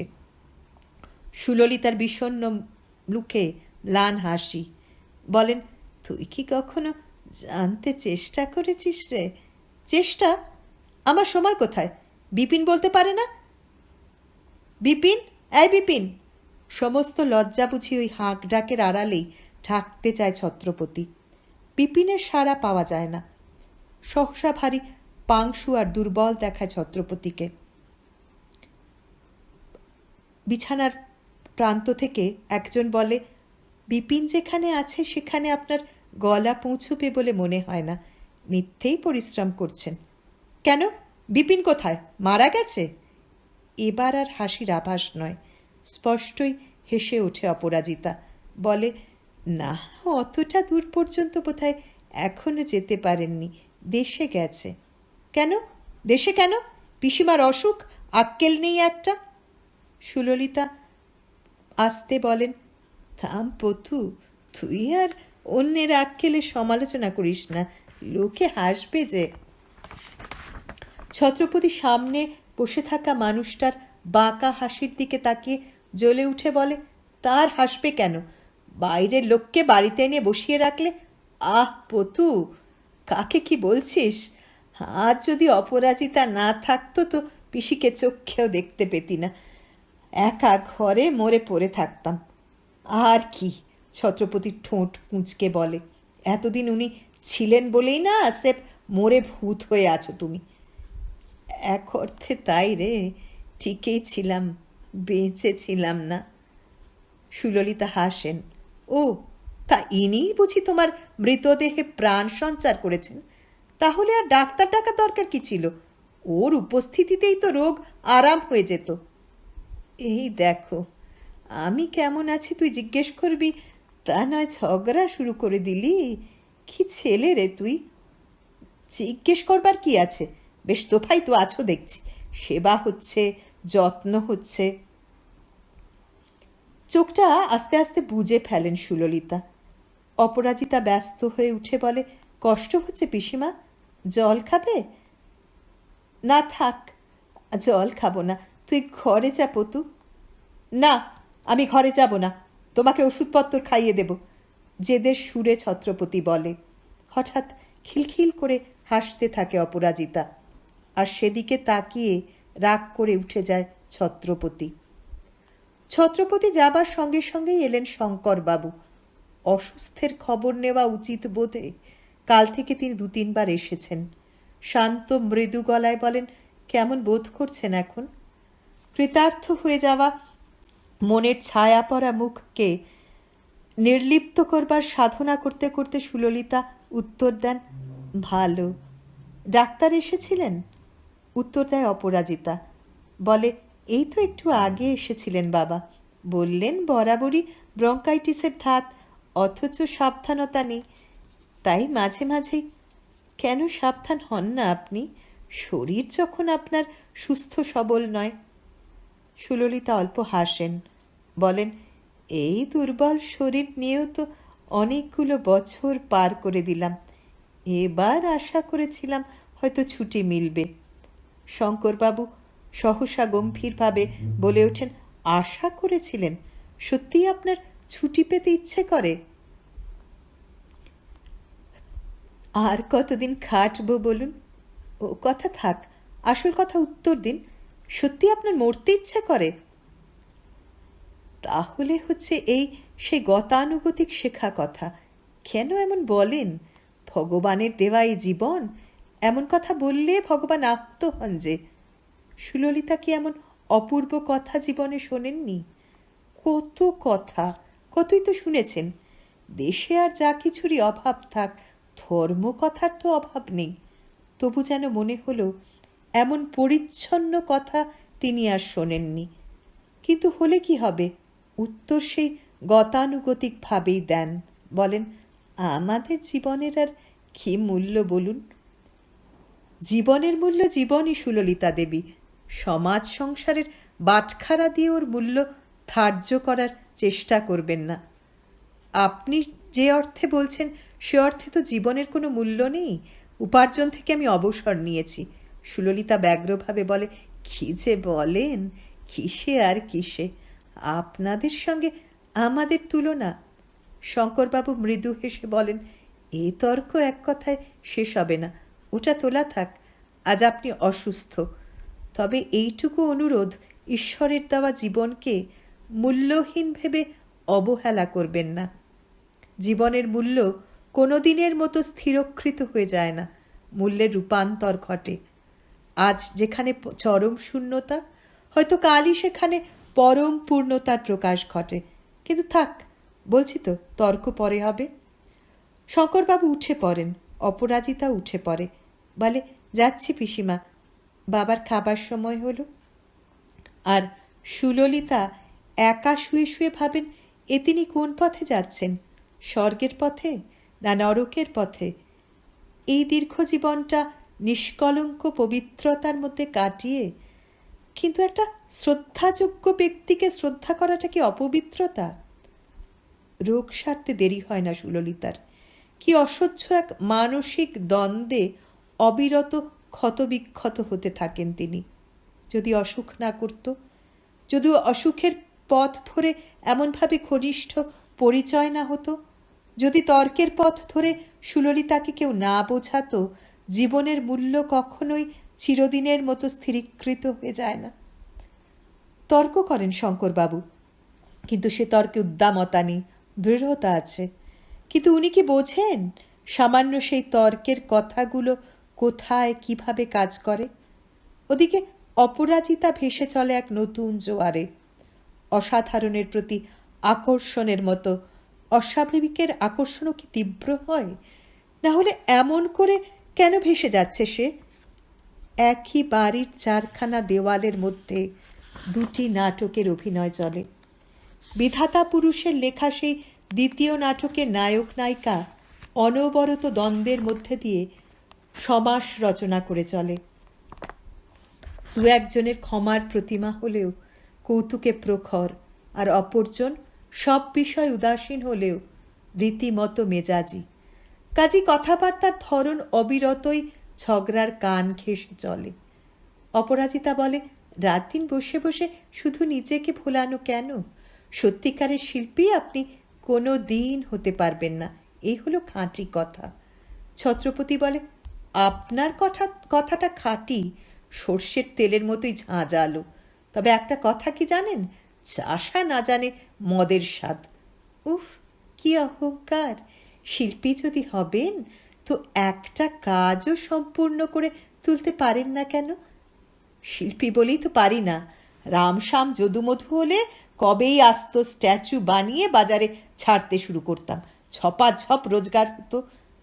অপরাজিতা বলে, রোজগার না করার মধ্যে কিন্তু কোনো মাহাত্ম্য নেই। মূল্যবান জিনিসকে লোকে মূল্য দেয়। তা মূল্যটা কি শুধু টাকা দিয়েই হয়? আর্থিক মূল্যই কি মূল্যপ্রাপ্তির শেষ কথা নয়?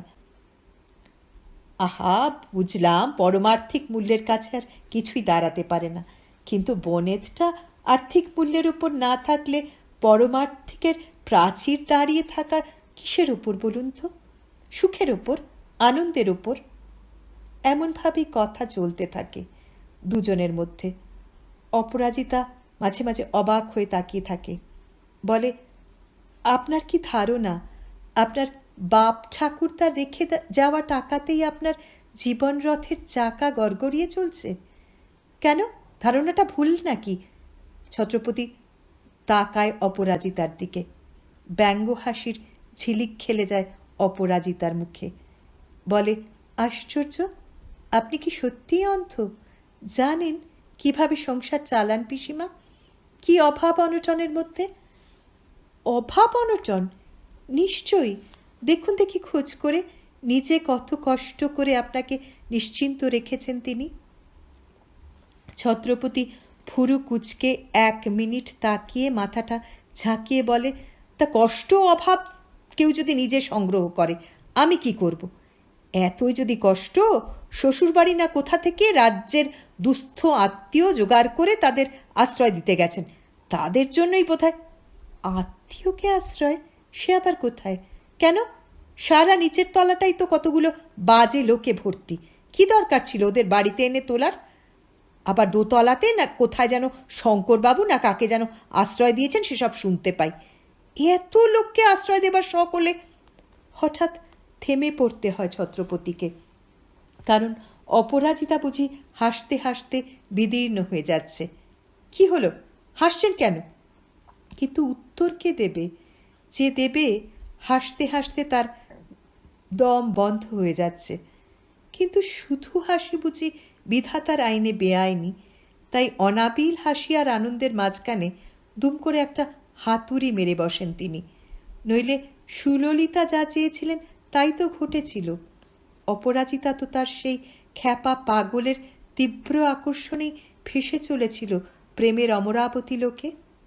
অতঃপর সেই পাকা ঘুঁটির জোরেই তো বাজিমাত করতে পারতেন সুললিতা, পারতেন বড় মুখ করে শঙ্করবাবুর কাছে প্রস্তাব করতে, আপনার মেয়েটিকে আমায় দিন। কিন্তু তা তো হলো না, তা করবেন না সুললিতা।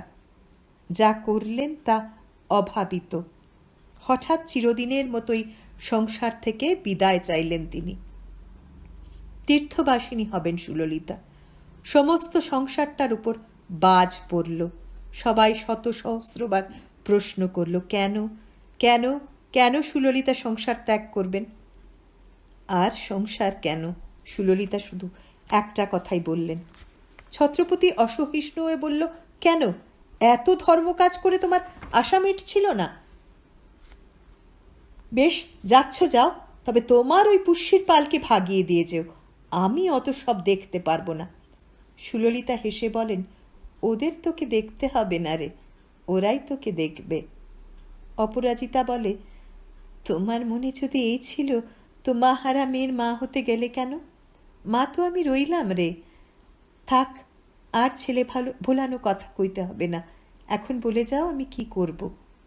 তুই কি করবি সে তোর অন্তর্যামী বলে দেবেন। এখন অন্যের পরামর্শ লাগে না রে। যদি ভুল করি পিসিমা? করবি না রে, ভুল করবি না। করলে বুঝবো তোর ভালোবাসার ভিত কাঁচা, পরীক্ষায় পাশ করতে পারলি না। শঙ্করবাবু এসে নমস্কার করে ম্লান বিষণ্ণ মুখে বলেন, হঠাৎই সংকল্প কেন? সুললিতা কি একেবারে যাবার সময় সংযম হারালেন? তাই সহসা বলে বসলেন, আপনি জিজ্ঞেস করছেন, আপনি বোঝেননি? হয়তো বুঝেছি, কিন্তু বিশ্বাস করতে কষ্ট হচ্ছে। নাই বা করলেন বিশ্বাস? হিন্দুর মেয়ে বাল্য বিধবা, শেষ জীবনে তীর্থবাসের সংকল্পই তো স্বাভাবিক। তাই ভালো, ঈশ্বরের কাছে প্রার্থনা করি সেই সুস্থ স্বাভাবিক জীবনই আপনি লাভ করুন। তবু বলবো, আশা করেছিলাম মেয়েটাকে শ্বশুর ঘরে পাঠানো পর্যন্ত দায়িত্বটা আপনার উপরই চাপিয়ে রাখব। এই ঘরটাকে কি সেই ঘর করে তোলা যায় না শঙ্করবাবু? এতদিনের লুকোনো ইচ্ছে সহসা ব্যক্ত করে বসেন সুললিতা। যাবার বেলায় এত শিথিল হয়ে গেলেন কেন তিনি? কিন্তু শঙ্করবাবু বুঝি এটা আকস্মিকভাবে নিলেন না। না চমকে শান্ত সহজভাবে বললেন, ছত্রপতি কি সংসার করার যোগ্য? ভালোবাসাই যে অযোগ্যকে যোগ্য করে তোলে শঙ্করবাবু। ওর ভার ওকে দিয়ে নিশ্চিন্ত হন না, সেটাই ঠিক, সেটাই মঙ্গল। কি জানি, কিছুই বুঝতে পারছি না। সুললিতা বিদায় নিলেন, চিরদিনের শিকড় ছিঁড়ে, চিরদিনের বন্ধন মুক্ত হয়ে। আশ্চর্য, ছত্রপতির বন্ধন তাকে আটকে ধরল না। বুঝি এমনই হয়, সমস্ত কিছুরই মূল্যের রূপান্তর ঘটে। শঙ্করবাবু মেয়েকে ডেকে বললেন, এবার যে আমাদের আশ্রয় ছাড়তে হয় মা। কিন্তু তা কি করে হবে বাবা? হতে পারে না? না বাবা, আর পারে না। ভালো করে ভেবে দেখেছিস? দেখেছি বই কি বাবা। অত বড় দায়িত্ব চিরদিন বইতে পারবি তো রে মা? পারবো বাবা, কিন্তু জানিস তো শিল্পীরা বড় নিষ্ঠুর হয় রে মা, বড় বেদরদি। নিঃশব্দে সয়ে যেতে হবে সেই দুঃসহ যন্ত্রণা। তুমি আমায় সাহস দাও বাবা। সুললিতা দেবী থাকতে তো কই এমন স্পষ্ট করে এসব বলিসনি মা। অপরাজিতা মাথা নিচু করে একটু হেসে বলে, স্পষ্ট কবে হবে সেটাই বুঝতে পারিনি বাবা। শঙ্করবাবু একটু চুপ করে থেকে আস্তে আস্তে বলেন, ঠিকই বলেছিস মা, কিন্তু ভয় হচ্ছে ও যদি তোর প্রস্তাব প্রত্যাখ্যান করে। হয়তো তাই করবে, কিন্তু তখন আমি কি করব বলে দে মা। তখন তো তোমার কিছুই করবার রইল না বাবা। হ্যাঁ, প্রত্যাখ্যানের লজ্জা নিয়ে শঙ্করবাবুকে ফিরে আসতে হলো। ছত্রপতি অনেক বড় বড় আর ভালো ভালো কথা তাকে শুনিয়েছে। শিল্পীর জীবনের উদ্দেশ্য কি, তার সার্থকতা আর ব্যর্থতা কোথায়, শিল্পীর জন্য নয়, সংসার শুধু শান্তির নীড় শিল্পীর জন্য নয়, সে পথ রুক্ষ, বন্ধুর বন্ধুহীন। অপরাজিতা বলে, তোমার এই লক্ষ্মী ছাড়া মেয়েটার ভাবনা এবার ছাড়ো বাবা। ছাড়বো বললে কি আর ছাড়া যায় রে অপু? যায় বই কি বাবা। আগে একটু সন্দেহ ছিল, পিসিমা সে সন্দেহ ভেঙে দিয়ে গেছেন। কিন্তু এখানে তুই কিসের পরিচয় এমন করে থাকবি অপু? জীবনের সত্য পরিচয় বাবা। কিন্তু সমাজ সেটা মানতে চাইবে কেন? আস্তে আস্তে মানবে, মেনে নিয়ে উপায় নেই বলে মানবে। কিন্তু তুমি বেশি বিচলিত হইও না বাবা। যেন ওর ভুল একদিন ভাঙবে। জাত শিল্পীও নয়, সত্যিকারের শিল্পী হবার ক্ষমতা ওর নেই। ও শুধু নিজেকে ভোলায়। ওর ওই আত্ম অহমিকার রঙিন চশমা যেদিন ভেঙে পড়বে, সূর্যের প্রখর আলোর মুখোমুখি দাঁড়াতে হবে, সেদিন ব্যাকুল হয়ে ছুটে আসবে একটুখানি ছায়ার আশ্রয়ের আশায়। কিন্তু অপু, ওর ওই শিল্পী সত্তাই যদি হারিয়ে যায়, তুই দাঁড়িয়ে থাকবি কিসের জোরে? আমার ভালোবাসার জোরে দাঁড়িয়ে থাকবো বাবা। বেহায়া মেয়েটাকে মাপ করো। মা নেই, তাই তোমাকেই বইতে হচ্ছে আমার সব ভার, আমার প্রগল্ভতার, আমার মুখরতার। তোমাকে এত বড় কথা বলতে লজ্জা করছে বাবা। তবু বলি, ভালো মন্দ, দোষগুণ, পূর্ণতা, ত্রুটি সব মিলিয়েই তো মানুষ। সেই মানুষকে যদি স্বীকার করতে না পারি, তো কিসের ভালোবাসা, কি তার জোর? আমার তো কোনো গুণ নেই, তবু দুষ্টু, অবাধ্য, নির্বোধ মেয়ে বলে আমাকে কি তুমি ত্যাগ করতে পারো বাবা? ছড়ছড় করে জল পড়ে দুজোড়া চোখের কোল দিয়ে। কিন্তু পাথরের দুর্গ ভেদ করে যখন তার মধ্যে হানা দেয় অপরাজিতা, তখন তার আর এক মূর্তি। তার এই উজ্জ্বল ধারালো চোখের মধ্যে অশ্রুর বাসা লুকানো আছে, তা বিশ্বাস হয় না। ও এসেই অসমাপ্ত সেই পাথরের মুখগুলো এখান থেকে ওখান থেকে জড়ো করে আর ছড়িয়ে ছিটিয়ে বলে, সর সর মুখপুরীরা, শুধু মুন্ডু হয়ে গড়াগড়ি দিতে লজ্জা করে না তোদের? ছত্রপতি হাসে, বলে, ওদের বাক্য জ্বালা দিয়ে কি হবে? ওদের বিধাতা যে অসমাপ্ত করেই গড়েছেন। যেমন আপনার বিধাতা, তাই না? তা বটে, মানুষ মাত্রই তো অসমাপ্ত। একেবারে অহংকারের হিমালয় আপনি। না, আপনার মতো নয়। আমার যা আছে তার জন্য অহংকার, আপনার যা নেই তা নিয়ে অহংকার। এসব ছেড়ে এবার বরং তিলতিসের ব্যবসা করুন, তোরে যাবেন, সুখে থাকবেন। দয়া করে আমার ঘর থেকে বিদায় হন তো। হঠাৎ ক্ষেপে উঠে ছত্রপতি বলে, আচ্ছা, আপনার মতলবটা কি বলুন তো? বলে দিয়েছি তো আপনার বাবাকে, আমি বিয়ে টিয়ে করবো না কখনো। আর আমিও আমার বাবাকে বলে দিয়েছি, বিয়ে আমি করবই। তা করুন গে না যত খুশি। বাংলাদেশে আপনার মতো মহামূল্যবান পাত্রের উপযুক্ত পাত্রের অভাব নেই। আমার মতো লক্ষ্মী ছাড়া বাউন্ডুলের স্কন্ধে ভর করবার দুরভিসন্ধি কেন আপনার? লক্ষ্মী ছাড়া বাউন্ডুলে যে আমার পছন্দ, কিন্তু আপনার পছন্দটাই তো শেষ কথা নয়। শেষ কথা তা তো বলিনি, এটা হচ্ছে অশেষ কথা। ছত্রপতি রেগে উঠে বলে, আপনি তো আচ্ছা নির্লজ্জ। মেয়েরা কখনো এরকম নির্লজ্জ হয় না। ধারালো চোখের ধারে ধারে জল ভরে আসে, তবু হাসিটাই ধারালো দেখায়। সাধারণ মেয়েরা হয় না, অসাধারণকে তো অসাধারণ হতেই হবে। সে অসাধারণ হবার দায় পোয়াতে থাকে অপরাজিতা দিনের পর দিন, মাসের পর মাস। দেওঘর গুরু আশ্রম থেকে সুললিতা চিঠি লেখেন, বলেন, দূরে থেকেও চোখের ওপর তোর যন্ত্রণা বুঝতে পারছি অপু। তোর কাছে আমি মার্জনা চাইছি। টের পাচ্ছি আমার সারা জীবনের কাজের ফসল কত নিষ্ফলা। যে বন্ধনে তোকে বেঁধে রেখে এসেছিলাম, সে বন্ধন থেকে তোকে মুক্তি দিচ্ছি। অপরাজিতা উত্তর দেয়, পিসিমা, মুক্তি পেলেই কি মুক্তি নেওয়া যায়? আমি এখনই হার মানতে রাজি নই।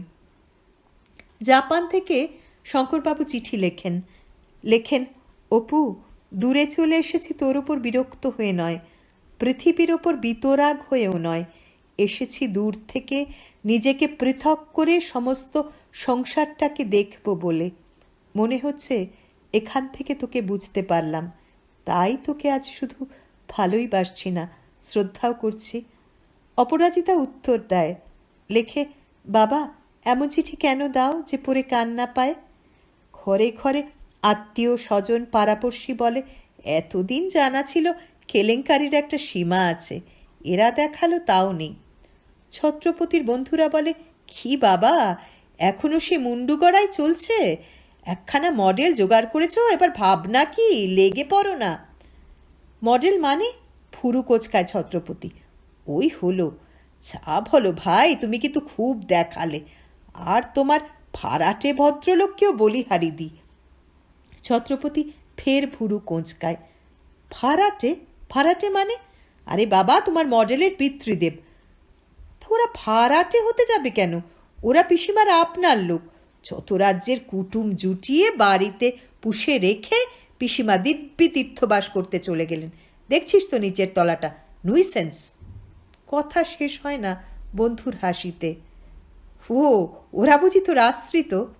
হাসতে হাসতে বন্ধু হঠাৎ গম্ভীর হয়ে যায়, কেমন একরকম ব্যথিত দৃষ্টি মেলে তাকিয়ে থাকে বন্ধুর দিকে। বুঝি বন্ধুর চোখের মধ্যে সর্বনাশের ছায়া উকি দিচ্ছে কিনা তারই সন্ধান করে। দরজার ভারী পর্দা টেনে ছত্রপতি চুপচাপ বসে থাকে।